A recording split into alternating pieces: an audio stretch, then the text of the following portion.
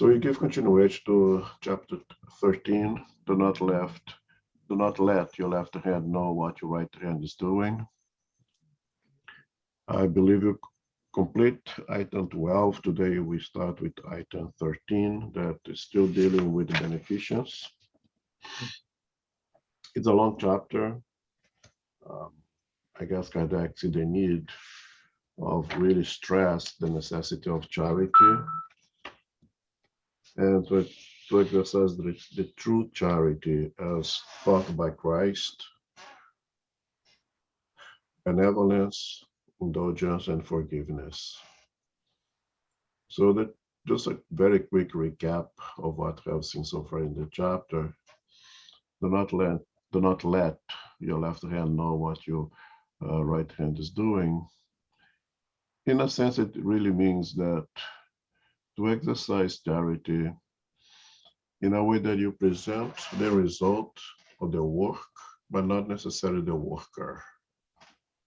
That the results of the work is what should be what being noticed, another worker himself.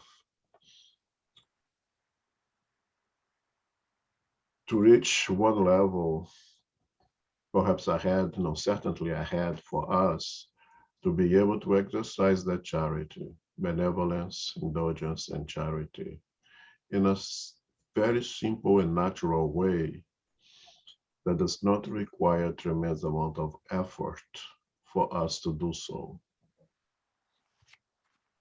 The comparison that I always use, I think you guys are tired to hear that, but I think it's a good one. It's walking forward. There's one point in our life that to get up and walk forward in this incarnation as a physical being, of course, it was a struggle. You barely got up and you fall again, and you have to struggle and get up again, and you start walking, and then you have to measure the steps, and if the balance was off, you'd fall again, then you'd get up until you conquer a way to walk forward without thinking of it. We got up from bed, we got up from our chairs, and most of us, naturally, those who are healthy enough to do that, we got up and walk without thinking. We don't have to measure steps, we don't have to thinking which feet goes first, which feet goes second.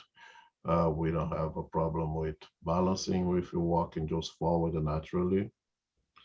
If I ask anyone to walk backwards, it generates a little bit of thought process. We have to measure a few things.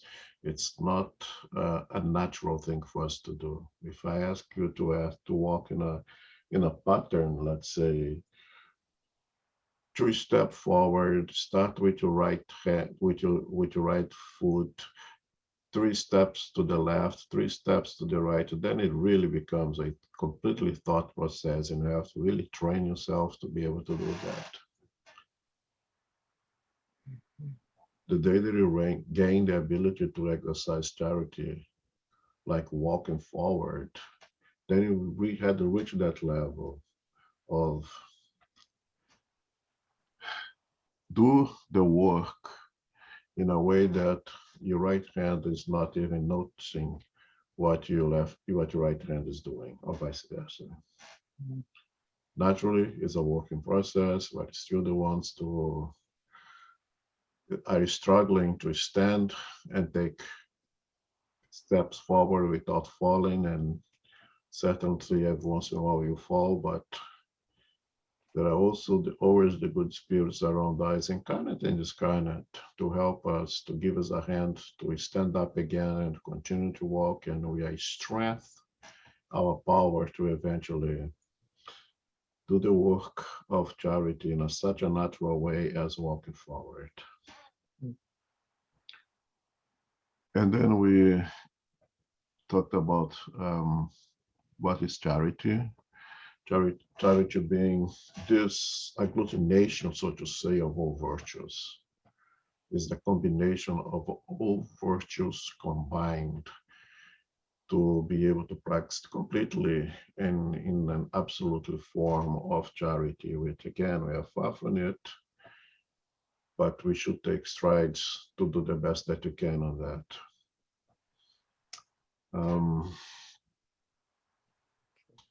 One of the messages that we read over here about was charity being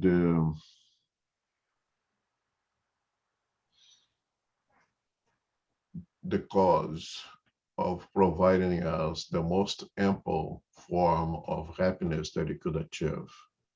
And that's because by doing so, if we're able to practice that kind of charity, we will be in completely peace with our own conscience, and remind that our conscience is where all the divine laws resides. And if we're able to be in complete peace with our own conscience, we are creating that aura that approximates all the goodness towards us and eliminate all the inferior influence from us. Again, there is no room for two things to live together. Just cover that in the Medium's book last Thursday, right? There is no empty space, and there is incompatibility. It's like water and oil with the high order spirits and the low order spirits.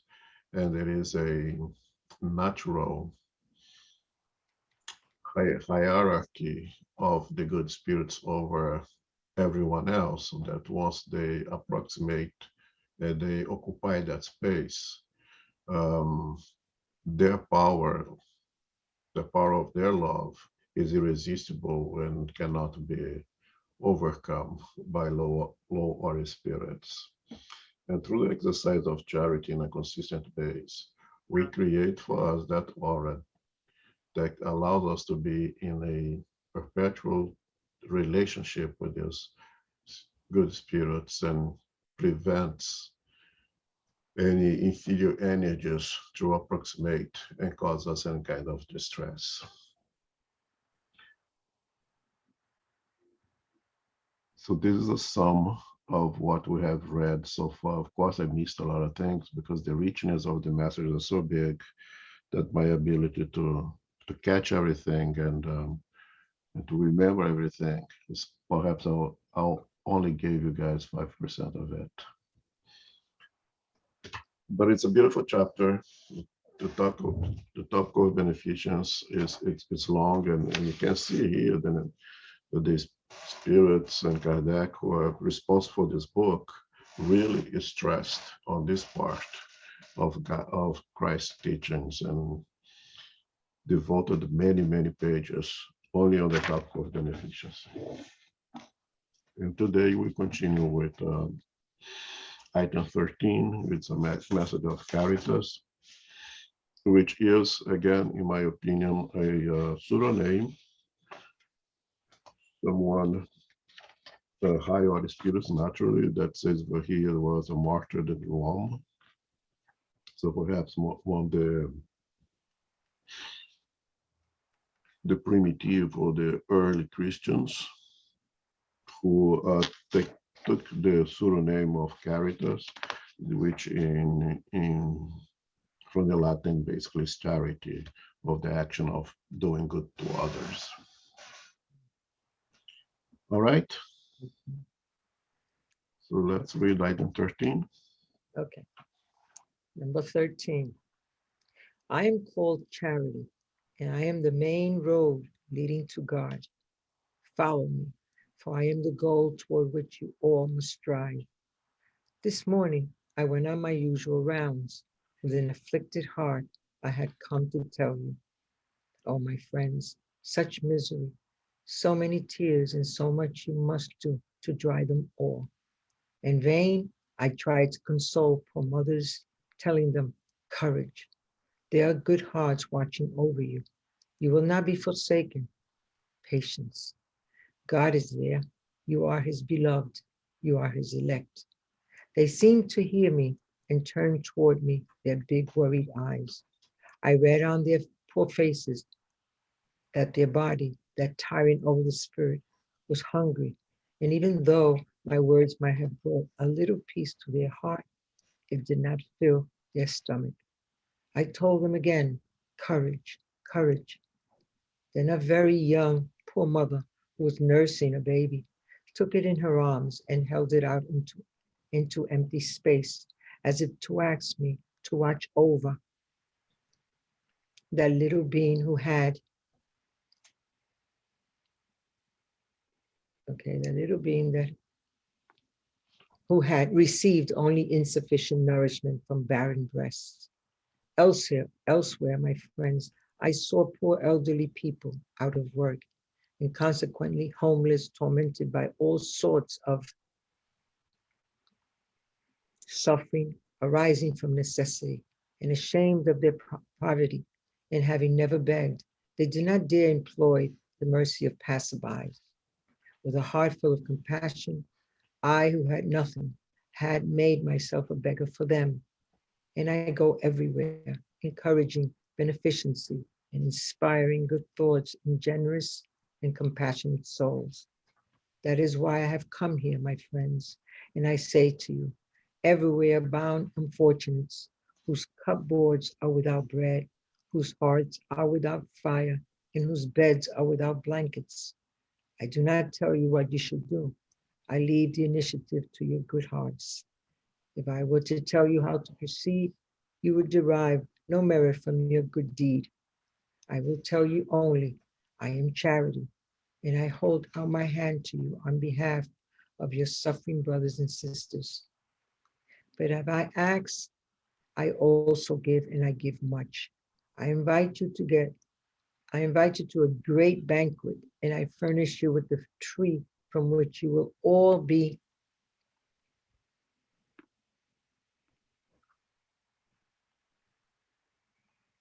okay, well, That's it. okay, Filled. will all be filled. Okay. Behold how beautiful it is, how it is loaded with blossoms and fruit. Go, go, pick and take all the fruit off that lovely tree called beneficency. In place of the branches you have left bare, I will attach all the good deeds you have done and will take this tree to God so that he may load it up again. For beneficency is inexhaustible. So follow me, my friends, so that I may count you among those who rally around my banner. Fear not, I will lead you along the way of salvation, for I am charity.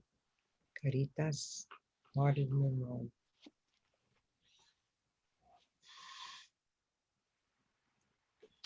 Again, I believe the spirit has used a pseudonym of Caritas, which basically is charity, and he calls it I am called charity.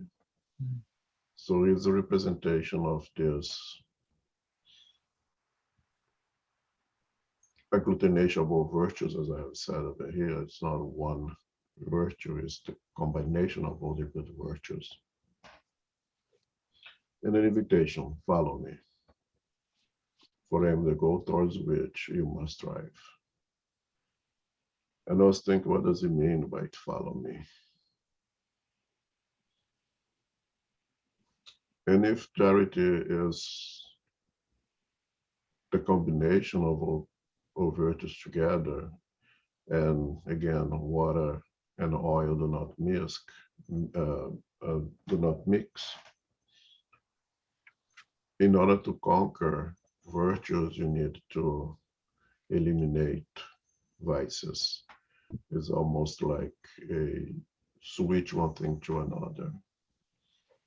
I have the vice of impatience. I conquer the virtue of patience. I replace one to the other. I have the vice of avarice. I replace it with the virtue of goodness, of beneficence, of benevolence. I replaced one to another. So this follow me, I do interpret that as doing the steps that require for me to transform my vices into virtues, to eliminate vices to the best of my ability, and replace them with vices. And gives an example in the practice of beneficence. He stresses over here the, the component of assistencialism in charity. You can see over here in this passage, he stresses by primarily in providing what is necessary for someone to have, well, want to survive, but I do argue, and some disagree with me, that surviving for human beings is not enough. It perhaps is enough for animals to be able to eat, protect for the environment, and reproduce. I think for us human beings, you need to take a step ahead. We are above the animalia.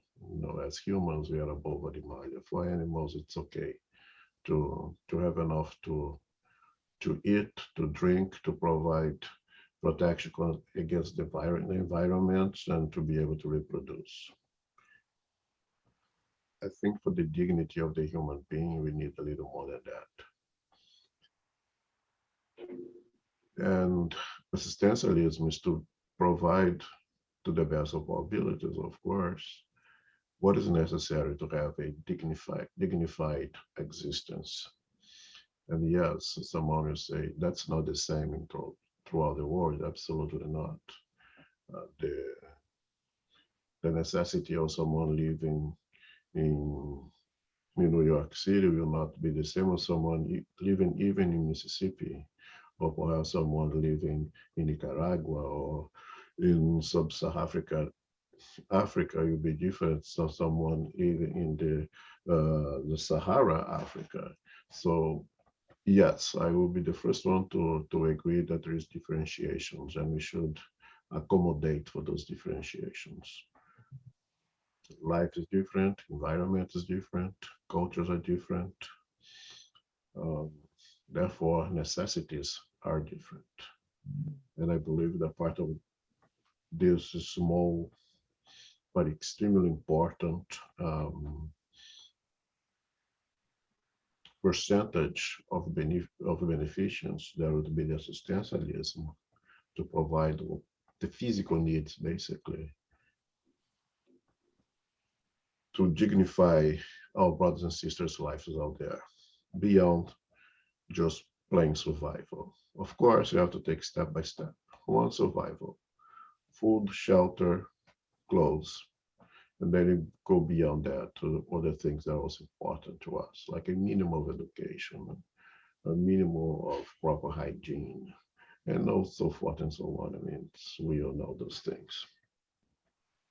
And this means that in this part, our friend Caritas stresses primarily the necessity of providing that is necessary for to have some kind of dignity in our lives. And he says his words come like consolation. He provides the consolation for those who are suffering, for those who are living under a dignified, what we could consider dignified life, or those who are hungry, those who are homeless, those who cannot provide enough clothes for the children in the winter. Consolation, it's coming from them, from the good spirits. Courage, like they're going to try to let them know that those are the ones elected by God. What does it mean? But I mean, I'm suffering over here. I'm hungry. I can't get food for my kids, and say that I'm the one elected by God. What kind of God is this? And we Spiritism understanding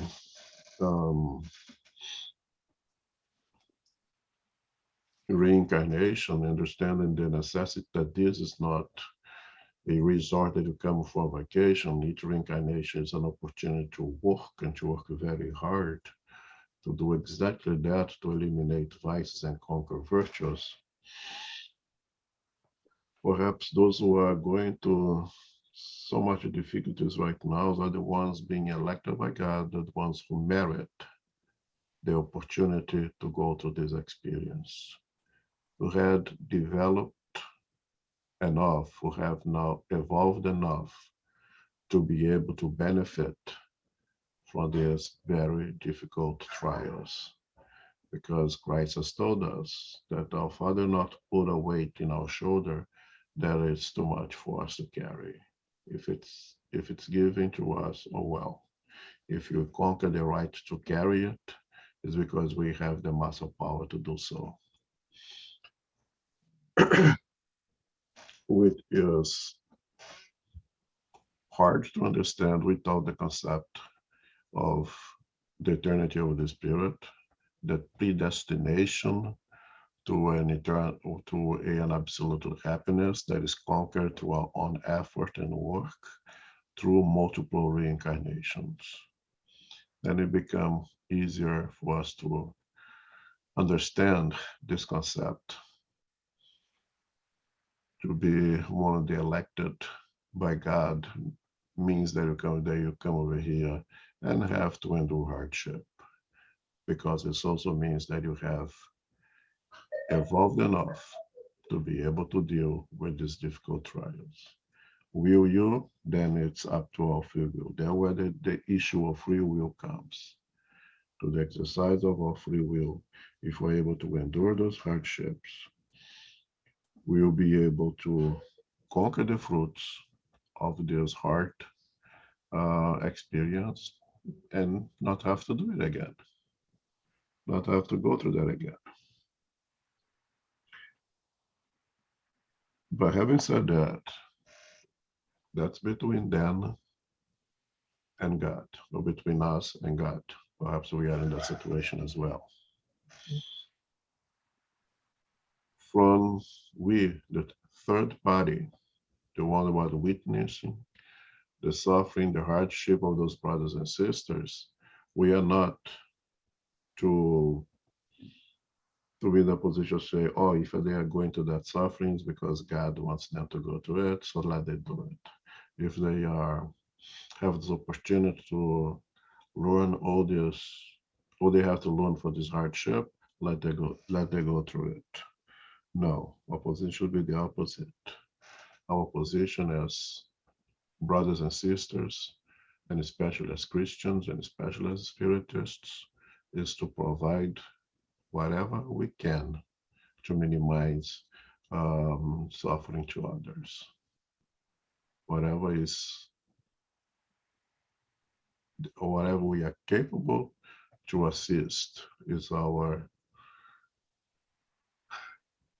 moral ethical obligation as citizens of a community and as part of a community, and beyond that as Christians, as Spiritists. And the spirit of charity reminds us that when we place ourselves in that position of being the one who will do this, suffer the struggle to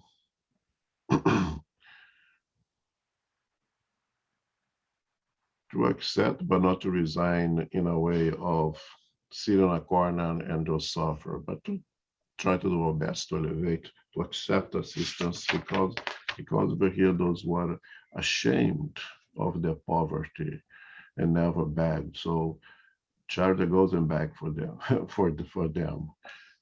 Poor individuals in such a bad situation, and morally speaking, that they not even have the humbleness to ask for assistance when needed. And charity does that work for you and comes for us and knocks in our door and asks us to go and assist those individuals. And reminds us that he asks, does not demand, gives us suggestions, because again, that's where the free will comes in. It's up to us to take the initiation and do from ourselves, because then we will have the merit. Because as I used to tell my kids, if I ask you to do something, you are not getting any merit when you do it, because you are just doing what you are being told. You should look for the necessity and cover that necessity. Don't wait until I ask you to wash the car. You see the car is dirty and you have the opportunity to do it. You do it and then the merit is all yours. Once I see that the car is dirty and tell you to do it, the merit is mine. I tell you to do it. So stay a step ahead. That's will lead you, I used to tell them, in the workplace. Someone who takes that kind of attitude in the workplace will never be fired. The one who anticipates the need and takes care of it is fully protected for his or her own attitude.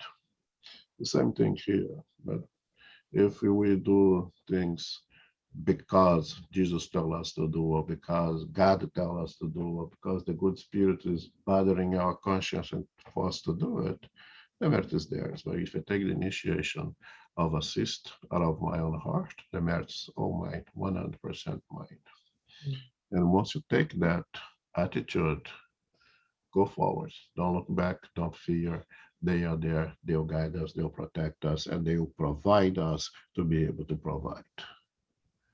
It is something that always amazes me is if you see the people really doing charity over there, they're not the ones who won the lotto, or the ones who was born in a millionaire household. People like you and I sees the necessity and tries to provide to the best of their abilities. And perhaps those are the ones who go beyond the assistencialists and perform a charity in a more ample form. So the invitation is there, is again is an invitation, and the guarantee is there. If you take that step forward, no fear, don't look back, you'll be provided, and the reward comes as a natural consequence in accordance to divine laws. Comments?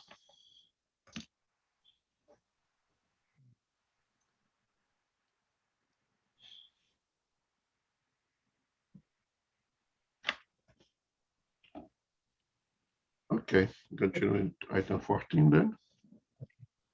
Number 14. There are many ways to practice charity, which many of you confuse with almsgiving. There is a big difference, however. Almsgiving, my friends, is useful sometimes because it brings relief to the poor, but it is nearly always humiliating both for the one who gives and the one who receives. Charity, on the other hand, links the benefactor to the beneficiary and can be disguised in many ways. One can be charitable even towards one's family and friends, and by being indulgent toward them, forgiving their weaknesses, and taking care not to wound their self-esteem. And you, Spiritist, can practice charity in the way you act toward those who do not think as you do, by leading the less enlightened to believe, but without shocking them and without attacking their convictions, but instead by gently inviting them to our meetings where they can listen to us and where we will be able to find the way to their hearts. That is one aspect of charity.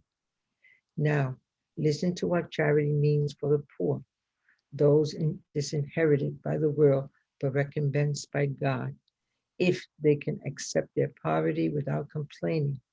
And this will depend on you. I will make myself understood by using an example. Several times each week, I see a meeting of ladies of all ages. To us, as you know, they are all sisters. What do? They work quickly, very quickly with their agile fingers. You can also see how radiant their faces are and how their hearts all beat as one. But what is their objective? They have seen the winter is approaching and that it will be hard on the homes of the poor. These ants have not been able to gather enough provisions during the summer, and they have pawned most of their belongings. The poor mothers are upset and weeping, thinking about their little ones who will be cold and hungry this winter. Be patient, poor mothers. God has inspired others who are more fortunate than you. They have joined together and are sewing small garments.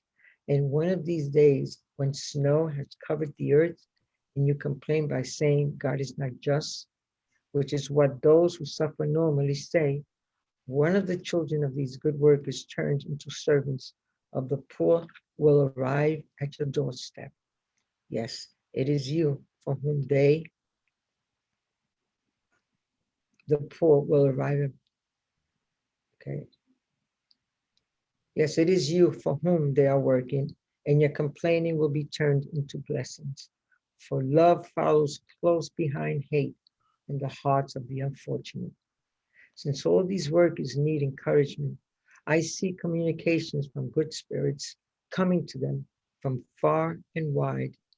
The men who take part in this group also provide their support in the form of readings that are so pleasing to all and wide.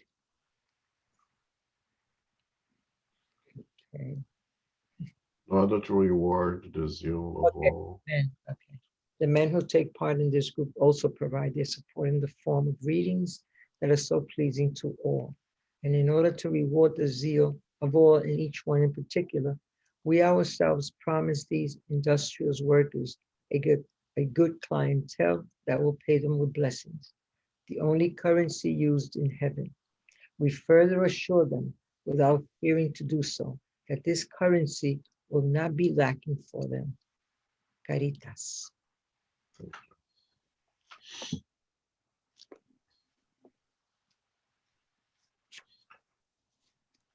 So I do see here during item 14, um, Caritas now brings expand a little bit on the definition of beneficence or benevolence and add the aspect of a charity that goes beyond assistancealism, but yes, it still reminds us of the necessity of provide the minimum required um, for survive and for the dignity of the human being on this planet. And that always be the first step. Do not come to me and talk to me about goodness in Jesus when my stomach is begging for a piece of bread.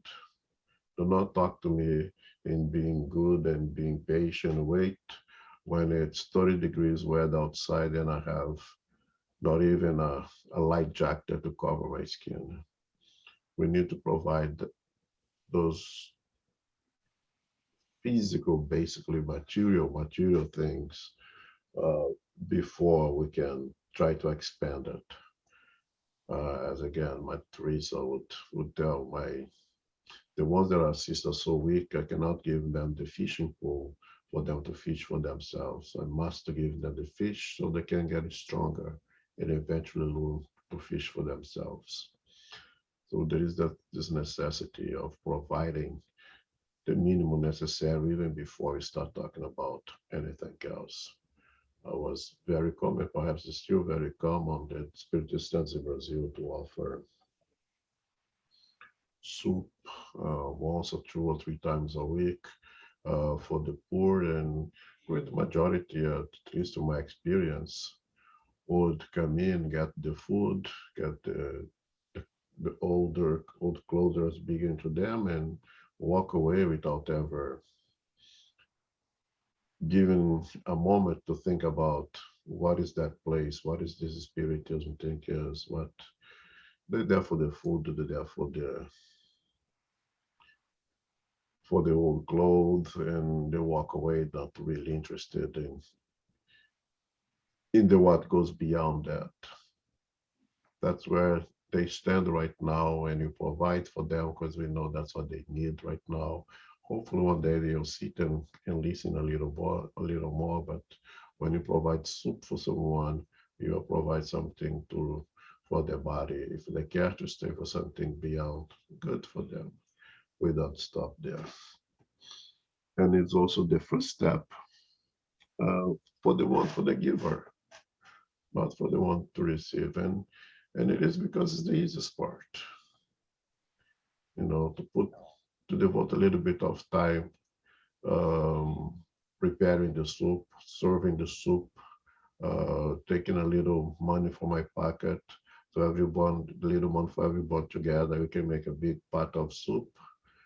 That's not hard, that's easy. And it's usually the very first step in our development to conquer the more ample aspect of charity. It starts exactly with this basic needs because it's much easier to give something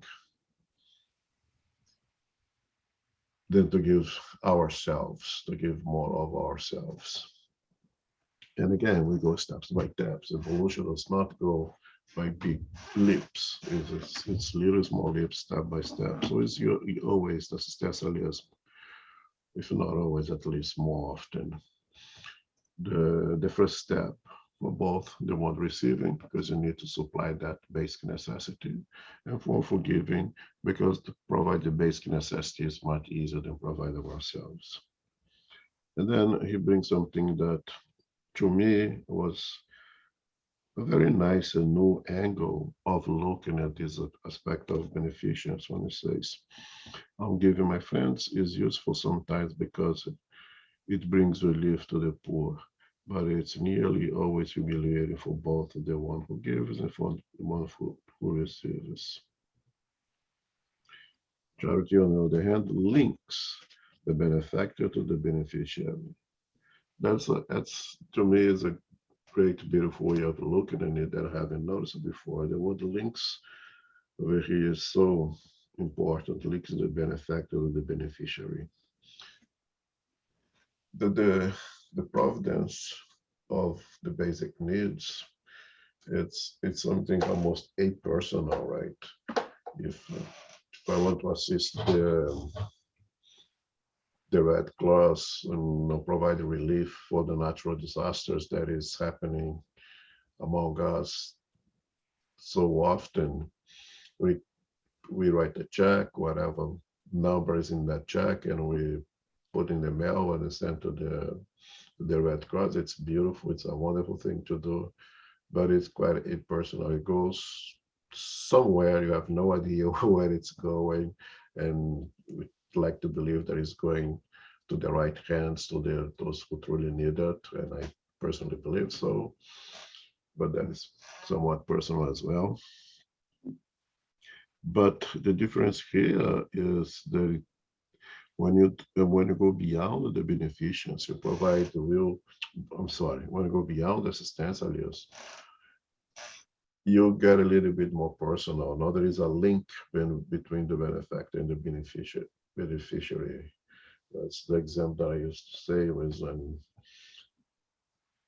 the few times that my father used to be home, has worked a lot, and someone knocks the door asking for food or bread, he would not let the person wait outside and give them whatever he would give them. He would always invite that person in to have a seat and spend a few minutes talk to that person and then give whatever, give a piece of bread or an old clothes, whatever. There's a great difference. And wait outside, I'm gonna see what I can give it to you and get it and go on and come in, sit, take a little break. What's your name? What are you doing? Yeah, don't lose hope. Life is good. Life's gonna get better, and then you give something. Now it's a link.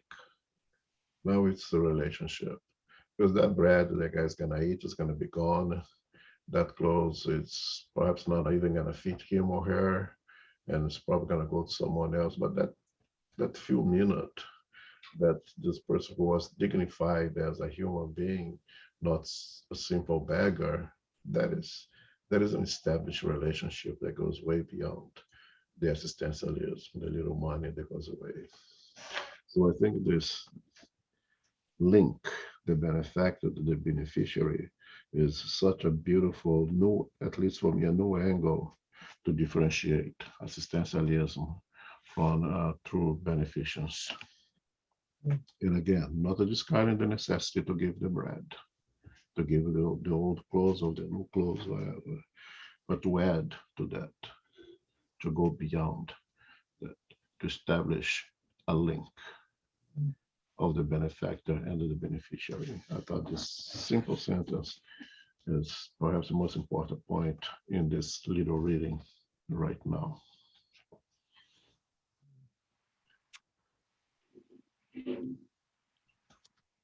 And again, charity is for beneficency.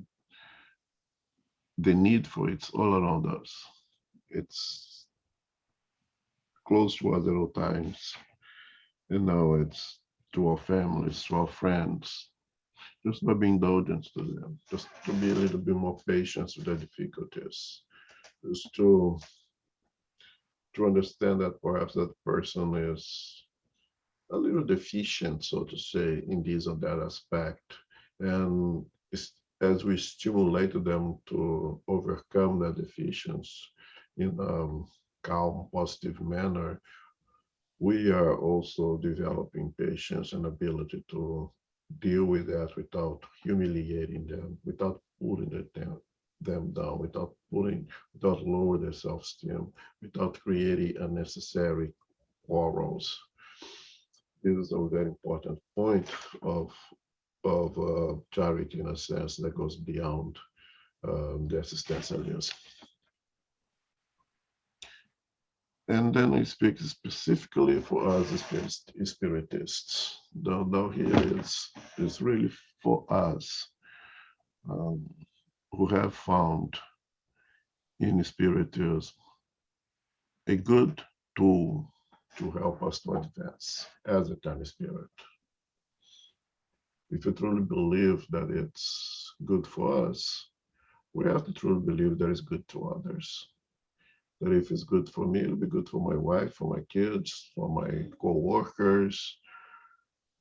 And if I truly like them, I would like to share this good thing that I have found.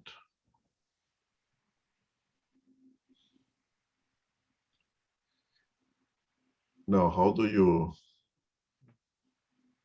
you go about sharing this new treasure that you found, that you want to pass along for the goodness of your loved ones, not for your own goodness, but for the goodness of your loved ones?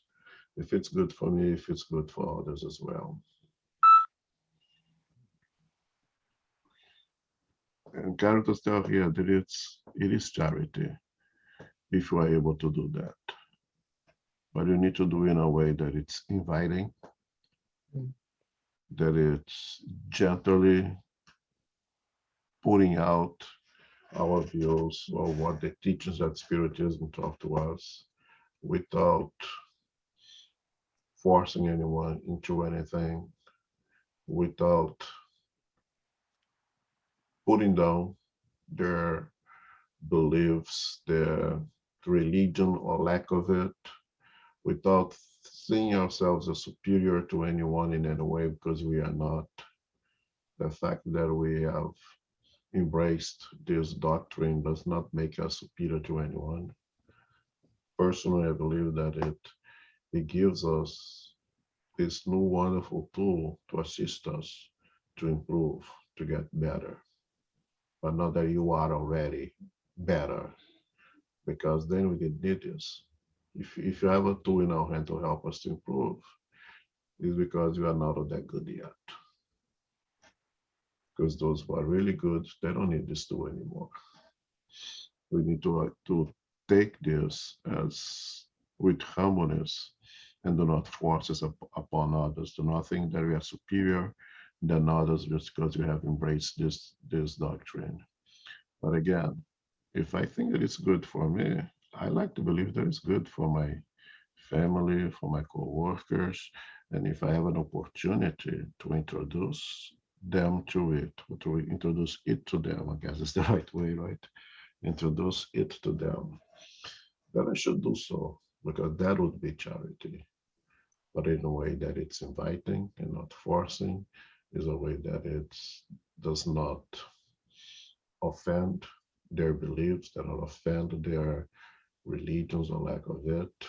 Because again, each one of us are coming from very different experiences, and perhaps Spiritism may not be in their agenda yet. But the principles of Spiritism is there for everyone, which the exercise of goodness. We like to stress the phenomenon. The phenomenon is the minimum. Charity is much beyond the phenomena. Is that Spiritism is really the teaching of Christ in a very simple way to be practiced.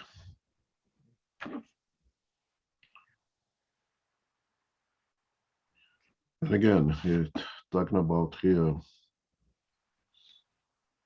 the poor, how they can really benefit from it. You'll be recompensed by God if they can accept the poverty without complaining, and this will depend on you.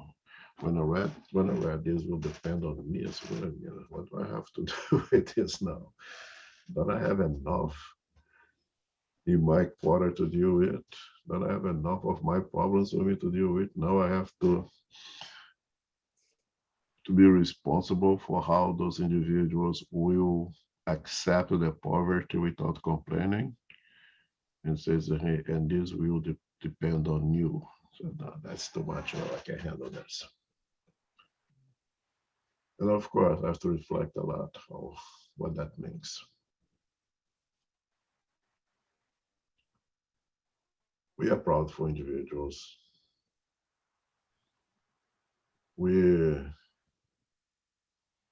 have our negative pride, so to say, the ones that we have easily offended, we are easily felt rejected. It's very easy to someone to come and say or do things to us that lower our self-esteem, or a pride that if it does not lower our self-esteem and become complacent to our struggles, we rebel in a violent way. In a violent way, not necessarily physical, but in many different ways of being violent. In a display of despair or a display of rebelliousness towards the divine laws. It is upon us to not inflict those sentiments to others. It is upon us what we can do to not disturb others who are somewhat already disturbed somehow, to not aggravate their situation by inflicting even greater rebelliousness.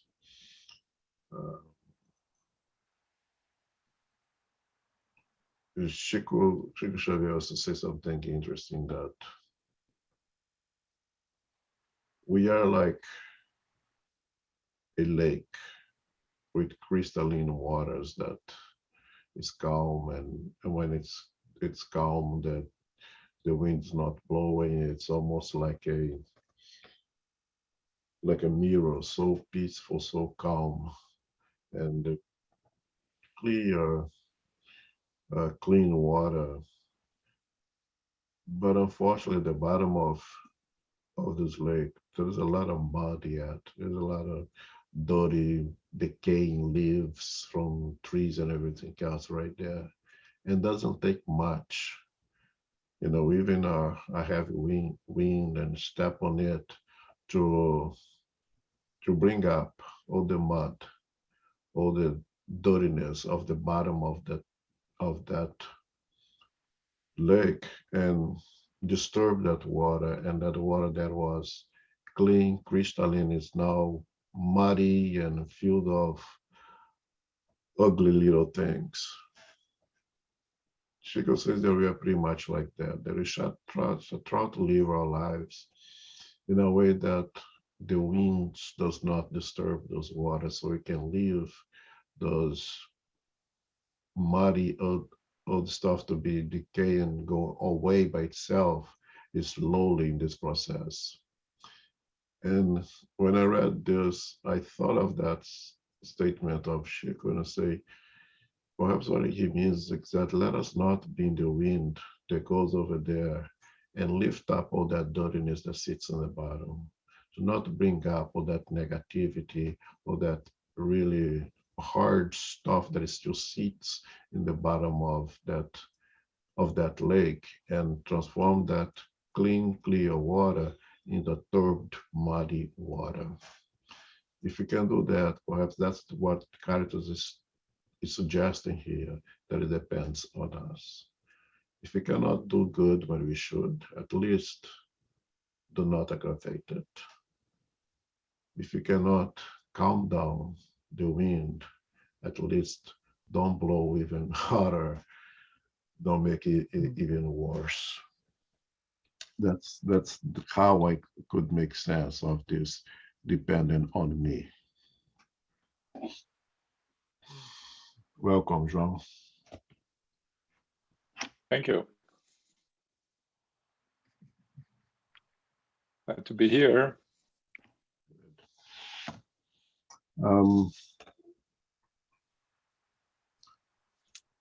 Goes on over here.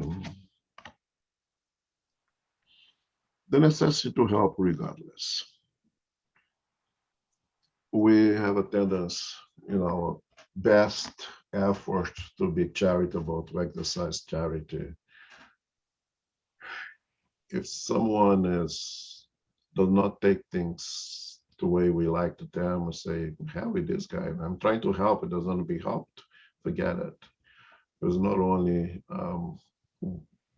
we'd like to help, but we have the person has to receive it the way we expect, the way we'd like it to be. It's not the way we exercise charity again. And when you give soup, you give soup.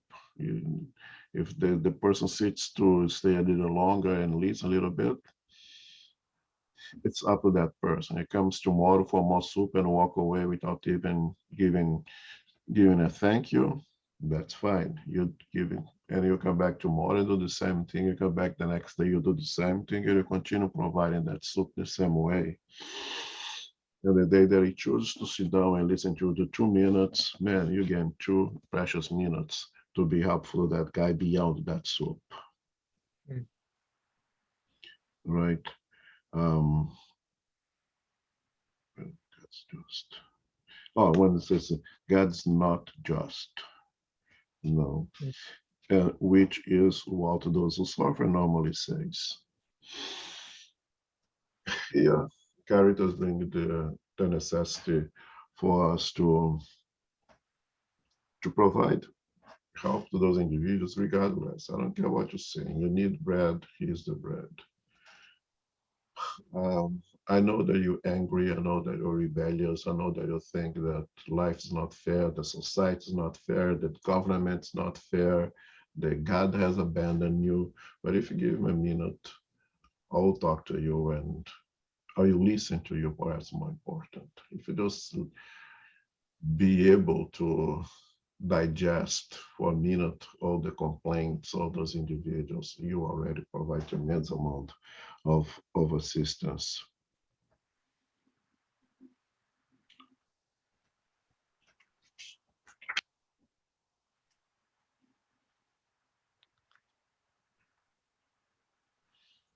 And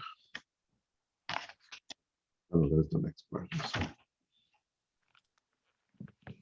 And that's pretty much what I got from this message. Anybody, anything else to say?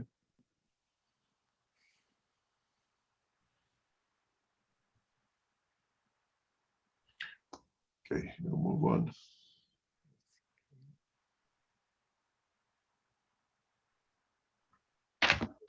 Item 15. Number 15. My dear friends, every day I hear you say to one another, I'm poor, I can't practice charity. And every day I see you lacking indulgence toward your fellow beings. You do not forgive them for anything, and you can turn yourselves into judges who are at times quite severe, without asking yourselves if you would be happy if they acted the same way toward you. Is not indulgence also charity? You who can only practice charity by being indulgent, do that, at least, but do it extensively. Regarding material charity, I would like to tell you a story from the other world. Two men had just died. God had said previously, while these two men are alive, all their good deeds are to be placed in a bag, and at their death, the bags will be weighed. When both came to their final hour, God ordered the two bags to be brought to him. One was fat, voluminous, and stuffed, resounding with the coins that filled it. The other was so small and thin that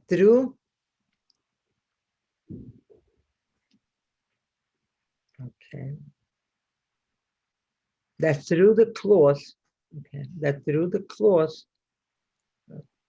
Yes, one could see. one could see the few coins it contained. Each man recognized which bag was his. That one is mine, said the first. I recognized it. I was rich and gave a lot. That one is mine, said the other. I was always poor. At last, I had almost nothing to share. But oh, what a surprise.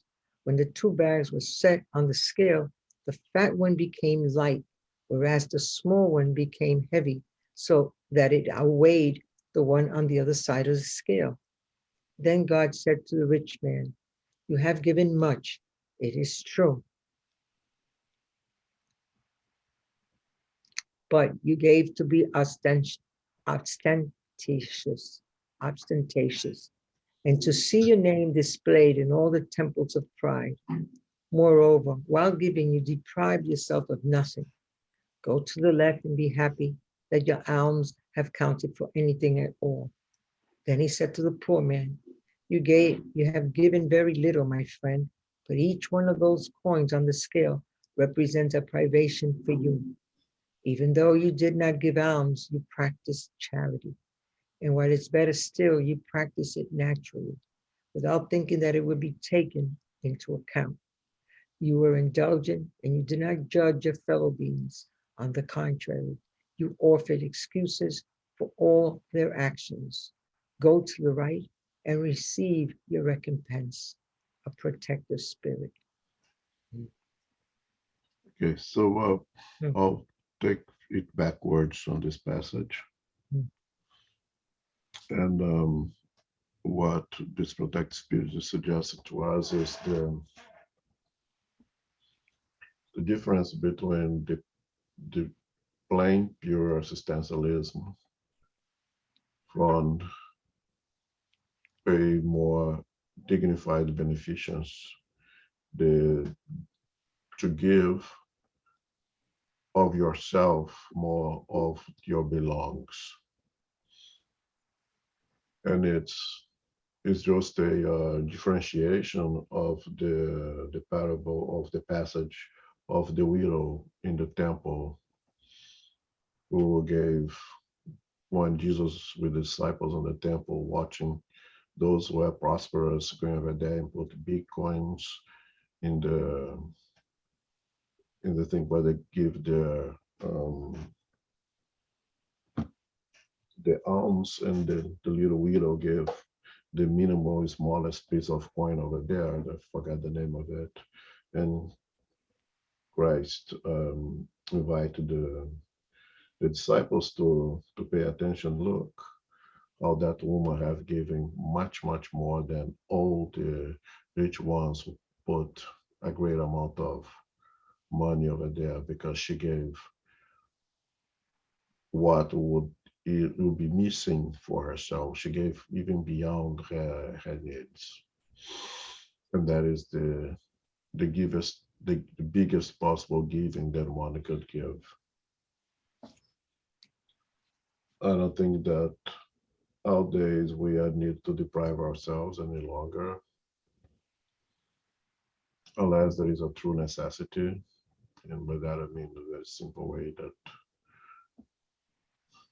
I have a loaf of bread, and it's the only thing that I have is a loaf of bread. And my plan is to eat half today and save the other half for tomorrow, because I don't know if tomorrow I'm gonna have anything. And then next to me, you see someone who has no loaf of bread. So I have to make a choice. I have to take care of myself. I'm going to save my half for tomorrow, and this guy better find his own loaf. At that moment, a charity is to provide half for that person and worry about tomorrow together when tomorrow comes.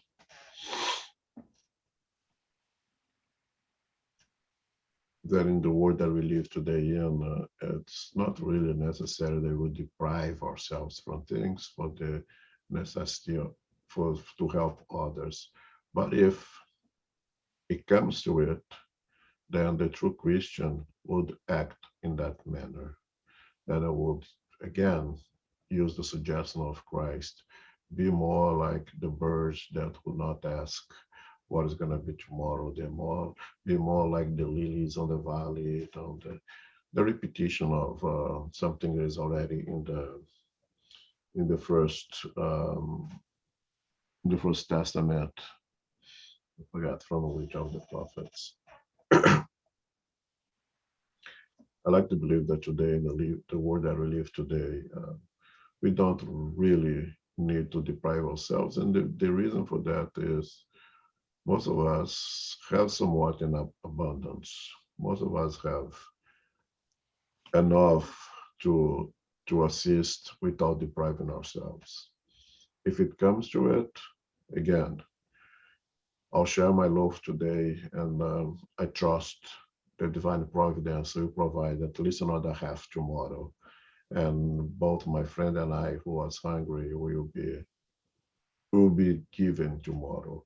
And if you go back to Caritas' past passages, exactly what you're saying. Once you decide to go in that route, go with faith. Divine providence is there and will assist.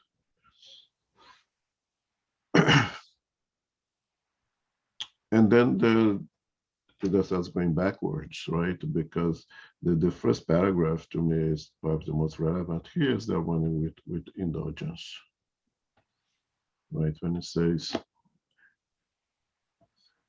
every day I hear you say to one another, I am poor, I can't practice charity, and every day I see you lacking indulgence towards your fellow beings, and you do not forgive them for anything and turn yourselves into judges. And the first question that we have is, me?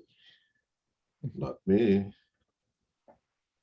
Those are for the other things. I'm a Christian, I'm a spiritist. And then we look at ourselves again in the mirror and say, yeah, I think he's right. It's talking directly to me. It is really reading me in a very clear and fair way. That unfortunately I am pretty much like that. It's very hard to be indulgent to the difficulties of others. It's very easy for me to jump into judgment to whatever the other one is saying, the other one is doing. It's again very easy for me to see the little speck in my neighbor's eyes, but I don't see the whole tree in my own eye, right? It's an exercise of looking at yourselves and see my ability to be truly indulgent, my ability to be truly forgiving, my ability to go beyond the hypocrisy that we still carry, that we say things and we speak of things and we behave pretty much on the contrary of what we say or what we read or what we would like to be. It's on the saying of Paul of Tarsus when in his conversation with God, he would say, there is something about me that leads me to basically to do everything that I do not want to do, to say the things that I do not want to say. And that is exactly from the beginning, I'll say the definition of of charity is this agglutination of all virtues and elimination by default of all the vices. For the best of our abilities, we still struggle with being able to act our beliefs. We believe, and that's exactly the teaching of all of us. We believe, more than believe, we know. We know it. The truth is, everything that we're talking about here is not new to anyone. We all know that. The reason that we go to these studies to read these over and over and over again is to perhaps slowly gain the ability to act our beliefs, our knowledge. Then our knowledge will no longer be something that we carry, I don't know, in a cloud, but that we act, that we live our lives in accordance to it. And the importance of indulgence to our family, to our loved ones, to our co-workers, to be forgiving to when they do something to us, to eliminate this quick judgment that comes for us very quickly. That makes it so hard for us to practice charity in the way they should be practiced. Why am I gonna give this guy $1? He's gonna get that dollar and gonna buy a beer. Well, two things. Maybe that beer is what's gonna save his life because he's a chemical dependent, and if he doesn't get that minimum amount of alcohol, he'll go into severe withdrawal that will kill him. If you wanted to treat the alcoholism, it has to be progressive and slowly, or we have to provide medications that replace that alcohol that he needs to fulfill that chemical dependence. So perhaps when you give $1, the guy does buy a beer instead of buy bread, you are saving this guy's life. We don't know. The point is you don't know. You cannot be judgmental. I'm not gonna give them $1 because it's gonna waste with nonsense. Instead of buy an apple, it's gonna buy potato chips. Well, is it up to me? Once you give that $1, and perhaps if beyond you get $1, you tell to him, have a good day, don't lose hope, God is good. You give a lot more than $1 right there. Or if it's not able to say that, the person may be so rebellious that you don't even have access to say that. You quick prayer, God, good spirits may follow this guy and help him or her to overcome all those difficulties. They gave a lot more than $1. But if we continue with this necessity to be judgmental, we eliminate from ourselves the possibility to go beyond just $1.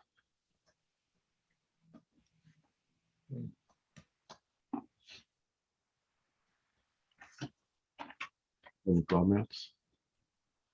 That I don't know if you remember that movie, Same Kind of Different as Me, where this story of a man rescuing a homeless and helping a homeless, that they eventually together they wrote books and everything. The first time that he was there trying to give him money, he said, do you think the money is what makes the difference? Because you give me $1, $5, I go and spend it, and that's it. It's over. You recognizing me as a human being, as a living person, is really what makes the difference. And I never forgot about that. If you just give the money and look away, you're not doing anything. Recognizing the person as an individual is what makes the difference. I thought that was very touching. Yeah, that's a great movie. I think so. Everyone should watch. Yeah, we covered that a little bit. To dignify a human being as a human being and not just as a beggar who needs the minimum necessary for survival, but understand there's a human being that needs beyond that, needs recognition, needs to be seen as a human being and not just someone like an animal who needs food to survive, as a part of beneficence and goes beyond the existentialism.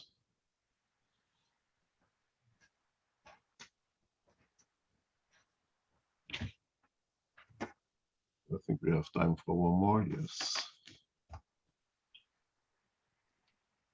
Okay, number 16. Might not a rich, fortunate wife who does not have to spend her time doing housework dedicate a few hours of useful work to her fellow beings? With what she has left over from her pleasures, she can purchase clothes for the unfortunates that shiver in the cold. With her delicate hands, she can sew basket, yet warm clothing, and help a mother cover her child about to be born. If her own child has to do with a little less lace, the child of the poor woman will be a little warmer. To work for the poor is to work in the Lord's vineyard.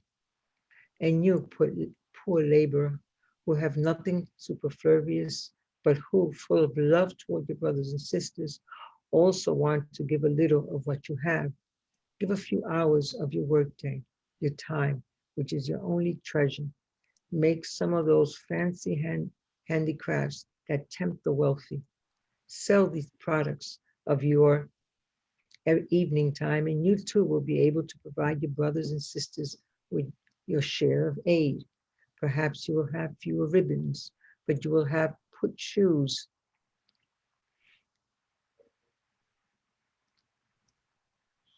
Someone else barefoot. Okay, someone else is barefoot. And you, women devoted to God, you to work in his service. May your delicate and lavish creations not be solely for decorating your chapels or for calling attention to your skill and patience. Work, my daughters, and let the compensation of your undertakings be consecrated to helping your brothers and sisters in God. The poor are his beloved children. To work for them is to glorify him. Be unto them the providence that says, God gives nourishment to the birds of the sky.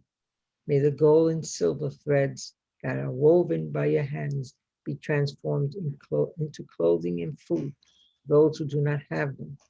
Do these things and your work will be blessed.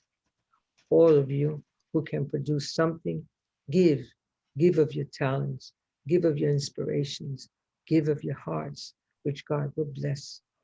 Poets and authors, you who are read solely by the upper crust of society, go ahead and fill up their leisure time. But let your prophet. Okay. Is this too high for you? You want me to lower? No. Okay. Okay. But let your prophet. Whatever you may, which is all of you can give, whatever may be your social status, you have something you can share. Whatever God may have given you, you owe part of it to those who lack what is necessary.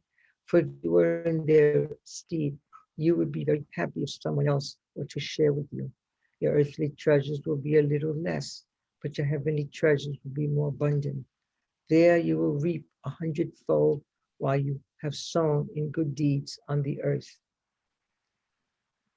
Jean. Okay.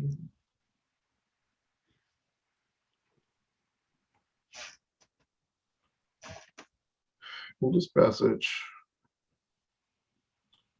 the Spirit is suggesting to us that beneficence is accessible to everyone in many different ways. It's not directly related to the financial, so to say, conditions of each individual. That we all have talents, that we all have possibilities of being of assistance to our brothers and sisters.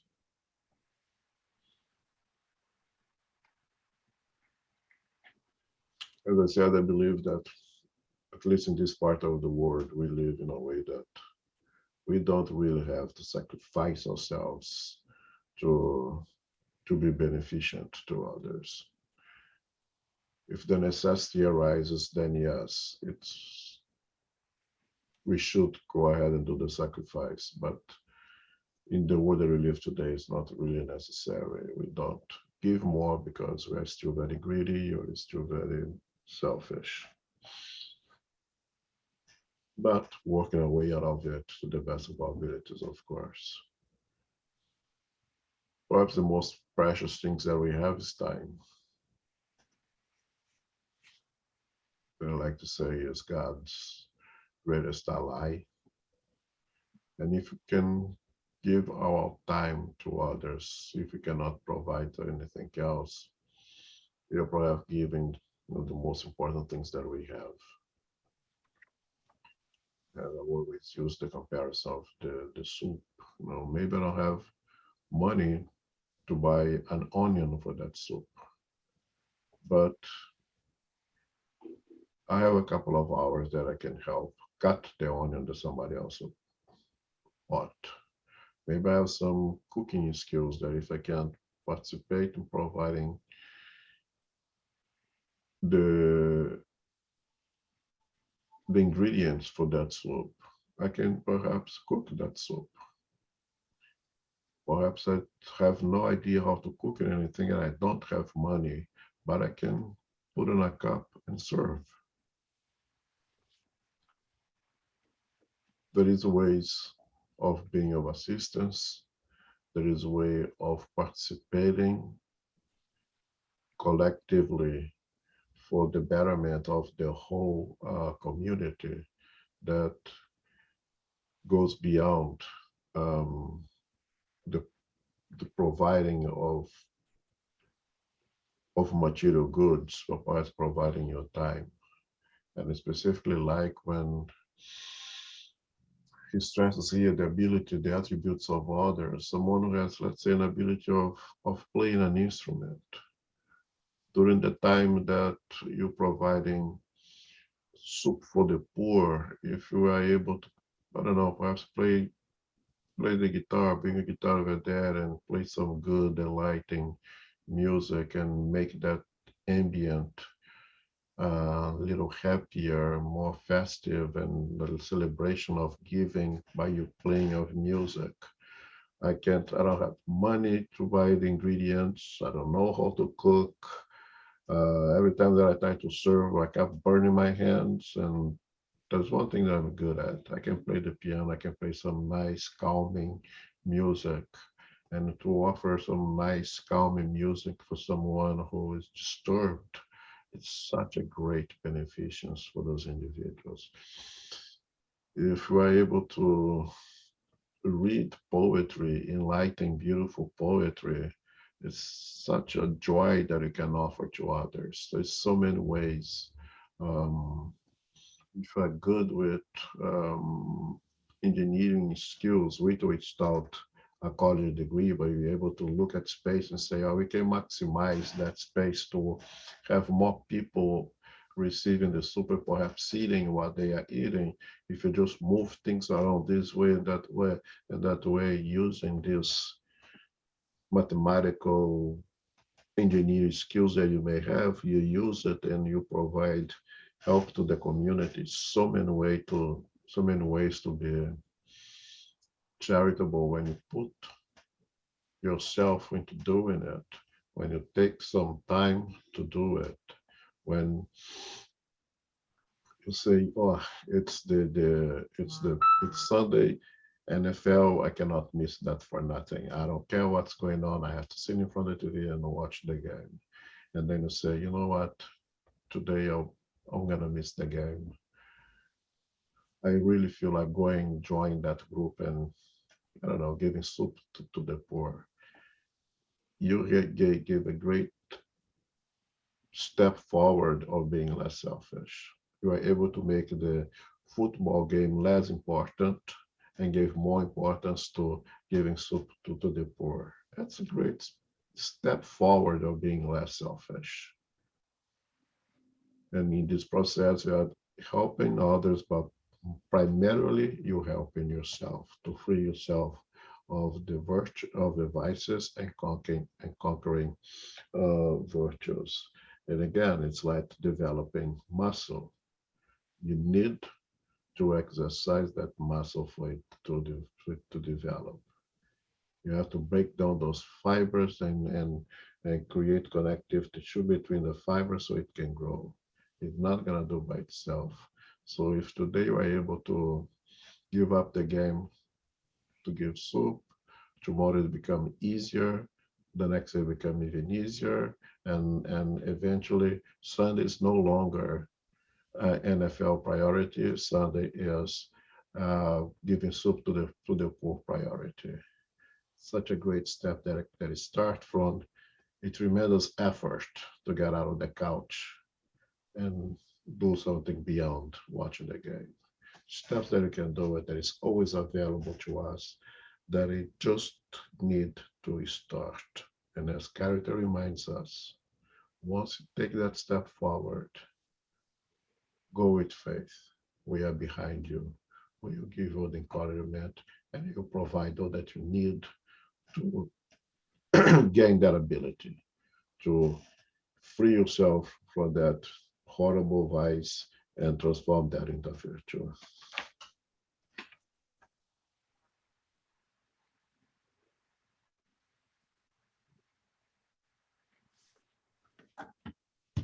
Comments?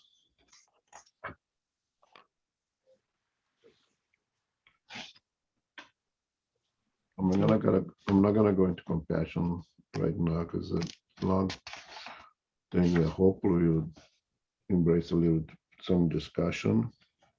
Does anybody has anything to say for what we read here today?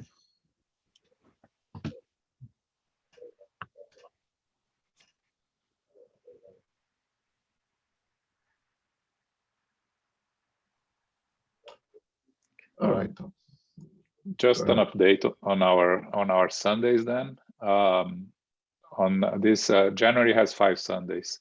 So next Sunday, which is the third Sunday, we're going to come back to the gospel. I think the gospel is never too much, and we are going to continue studying this. So we come back to this and study compassion. Then on the 4th Sunday, we're going to have a lecture by our friend Luis Leon, Matter and its Constitution.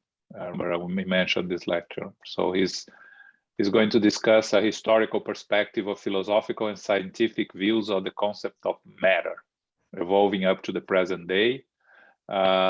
Scientific interpretations of matter and its constitution will seek to establish parallels between current scientific theories and the Spiritist teachings on the subject. So he brings the concepts of matter from the beginning to nowadays, and then brings some comparison to Spiritism. It's very interesting. I watch it in Portuguese. It's really worth watching it. So that's in a couple of weeks on the 23rd. And then on the 30th, we'll have our Q&A session. Okay.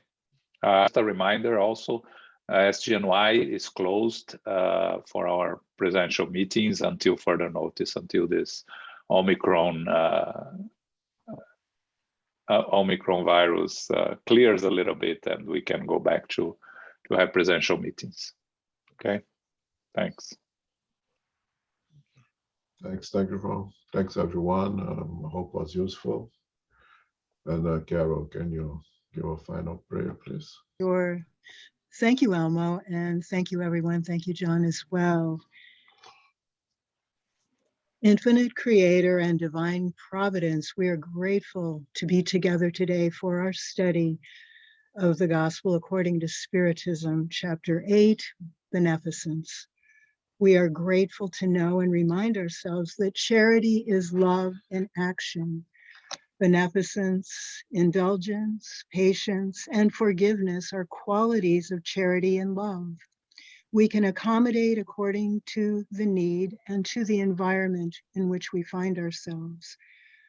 We can do our best to at least try to provide food, shelter, clothing, hygiene, and no less, dignity for those who are suffering. We can be proactive and include faith. Our guidance is always available to help us. Remind ourselves about the golden rule, do unto others as we would have others do unto us. Please give our time, talent, and treasures as we can, and know that Christ consciousness and the Christ light, love, and peace is always with us. May we share this also as part of beneficence. Very important to keep our hearts open, our minds steady, and be always aware of the needs around us, surrounding us, and those in our family, and perhaps even those who we come across in our daily life. We give thanks for what we have received today through our teachers, our guidance, our benefactors, and may we go forward during the week to continue with our prayers, with our studies, our mindfulness, doing from our heart the good deeds, being charitable, and reminding ourselves again that charity is love in action. We humbly ask now for protection and safety as we go forth to family, friends, loved ones, and coworkers, where we are never alone. And we know that the need is great to be of service in the coming days. Always have our hearts in mind to be blessed and to receive this blessing to share with others. May we close now, we humbly ask for the love, light, and peace of Christ to be with us, reminding ourselves to be beacons of light. Go forth now in peace and in gratitude. So be it.